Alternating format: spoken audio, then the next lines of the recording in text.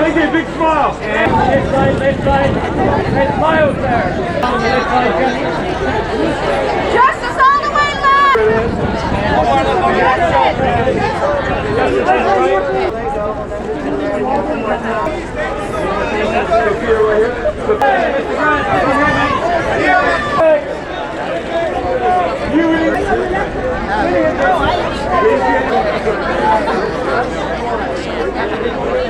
Crazy over your left shoulder!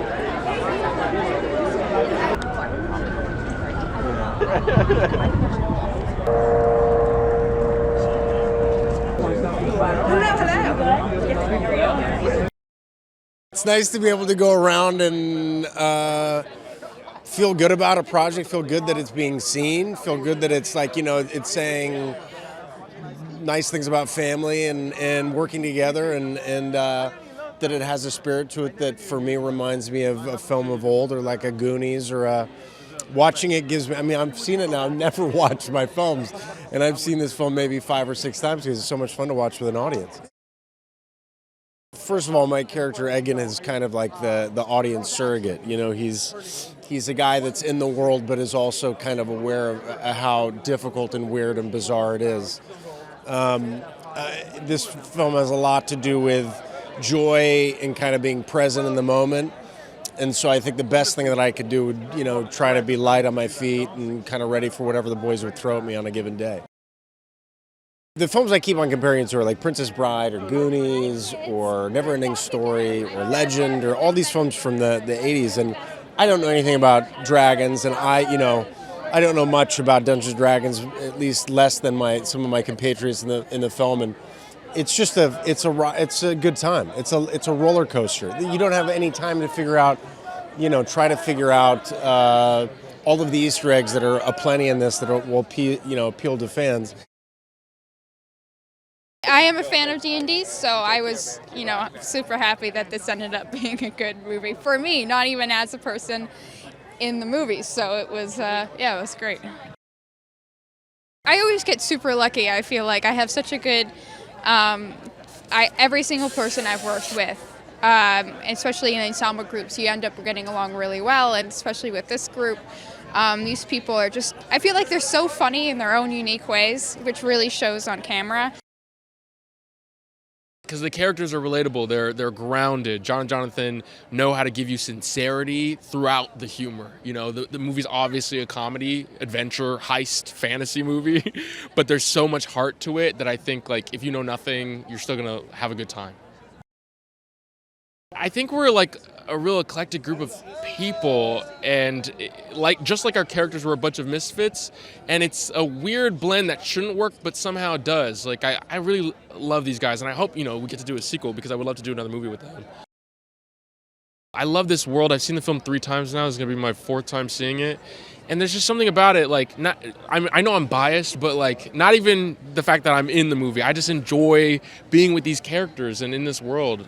And so I really hope I get to do it again. It was really fun. It has everything that you could want from a film, and this is the thing, I'm not a D&D player. I still haven't played.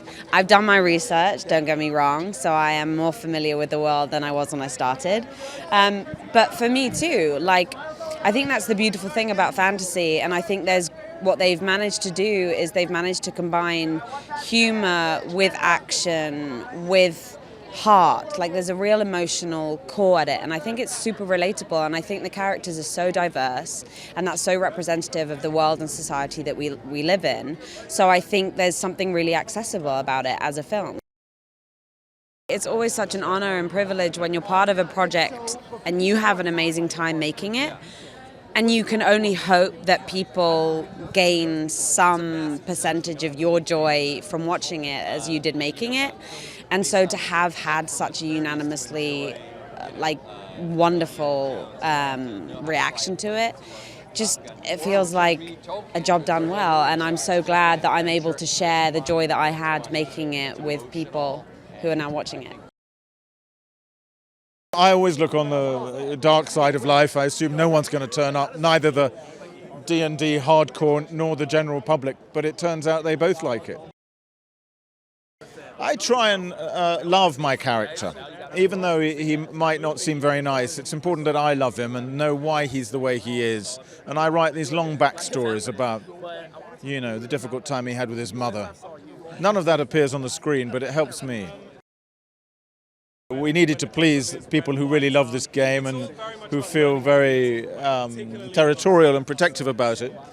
And I think the directors did that very well, the writers, because they genuinely love the game as well. But you've got to keep at least half an eye on the rest of the public. And I am their representative because I've never played the game.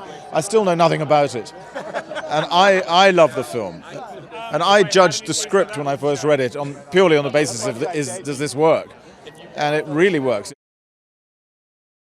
The magic of this is that John and Jonathan, our directors, are as much fans of movies as they are of Dungeons & Dragons. They play the game, they care about the game, they care about the players, but they deeply, deeply care about movies and the types of movies that we don't make anymore. 80s and 90s action-adventure movies. There's an innocence to the movie we don't see anymore.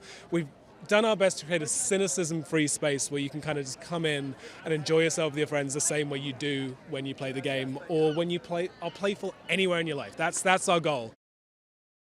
It was wonderful. It was a privilege. It's an ensemble cast, so none of the pieces work without the other pieces, but it's also very much about unpredictable chemistry. You said it's the chemistry of the cast. None of us could predict what kind of chemistry we'd have. And I think at the moment we still couldn't predict what kind of chemistry we have. It's like we're unstable atoms that meet in a different way every take.